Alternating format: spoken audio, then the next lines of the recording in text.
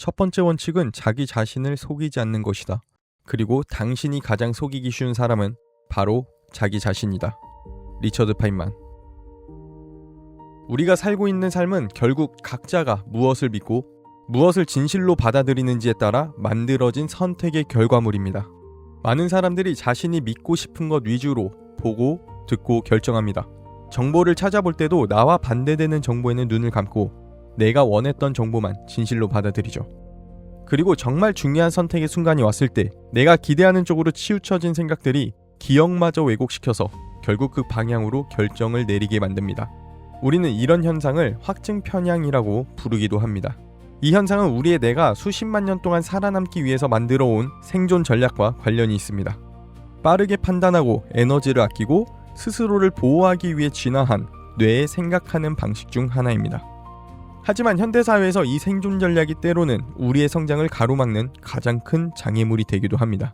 지금 내가 믿고 있는 방향으로 움직인다는 사실 자체는 부정할 수도 완전히 없을 수도 없습니다.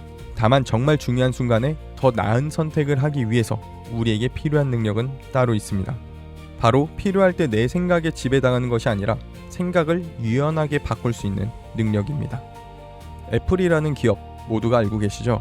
이 기업이 침체기를 딛고 재도약을 준비하던 1998년 새로운 올인원 컴퓨터의 이름을 정할 때 있었던 일입니다.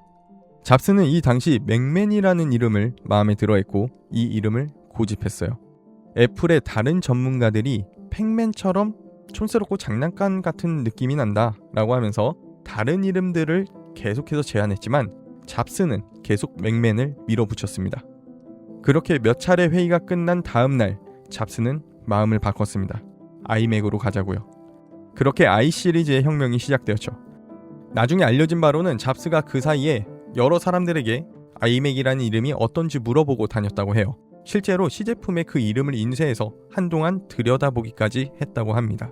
그렇게 스스로 확인한 뒤에야 결정을 내린 거예요. 스티브 잡스는 고집이 세기로 유명한 사람이었습니다. 그런 그가 자신이 밀어붙이던 이름을 내려놓고 다른 의견을 받아들였다는 것, 그 자체가 얼마나 큰 변화였는지 그를 아는 사람들이라면 다 알았다고 하죠. 그리고 그 결정 덕분에 세상은 맥맨이 아니라 아이맥을 갖게 되었습니다. 생각을 바꿀 수 있는 능력이 있다면 반대의 경우도 있습니다. 아마존 초창기 베조스는 온라인 서점에 고객 리뷰 기능을 처음 도입했습니다. 당연히 좋은 리뷰만 있는 건 아니었죠. 부정적인 리뷰도 올라오기 시작했습니다. 그러자 출판사와 일부 저자들은 강하게 항의했습니다. 당신의 일은 책을 파는 것이지 책을 깎아내리는 것이 아닙니다. 하지만 베조스의 생각은 달랐습니다. 그는 이렇게 말했습니다. 우리는 단순히 물건을 파는 회사가 아닙니다. 고객이 더 나은 구매 결정을 내릴 수 있도록 돕는 회사입니다. 이건 언뜻 보면 자기 고집을 안 바꾼 사례같이 보일 수도 있어요. 옳고 그름 없이 고집대로 밀어붙이는 것과 충분한 검토 후 내 생각이 맞다고 결정을 내리는 것은 하늘과 땅 차이입니다. 베조스는 이러한 항의에 감정적으로 반응하지도 않았고요. 그렇다고 무작정 자기 고집을 부린 것도 아니었습니다. 그는 그 비판을 진지하게 받아들여 다시 한번 검토했고 그 결과 자신의 원칙이 옳다는 걸 스스로 확인한 뒤 밀고 나간 것입니다. 바꿀 땐 바꾸고 지킬 땐 근거를 가지고 지킨다. 이게 이 이야기의 핵심입니다. 우유부단과 유연한 사고는 완전히 다른 사고입니다. 잡스는 자신이 옳다고 믿던 생각을 내려놓을 줄 알았고 베조스는 남들이 옳다고 말하는 압박 속에서도 자신의 판단 근거를 다시 확인할 줄 알았습니다. 방향은 반대처럼 보일 수 있지만 본질은 같습니다. 두 사람 모두 내가 지금 믿고 싶은 대로 믿고 있는 건 아닌가를 스스로에게 물었다는 것, 그리고 그 답에 따라 행동했다는 것이죠. 한쪽으로만 밀어붙여도 운 좋게 좋은 결과를 만들 수는 있습니다. 하지만 그때그때 필요에 따라 생각을 바꾸거나 혹은 근거를 가지고 지켜낼 수 있는 능력이 있다면 성공할 확률은 훨씬 높아지겠죠. 이 능력은 훈련으로 충분히 높일 수 있다고 합니다. 첫째, 결정을 내리기 전에 일부러 반대 의견을 찾아보기.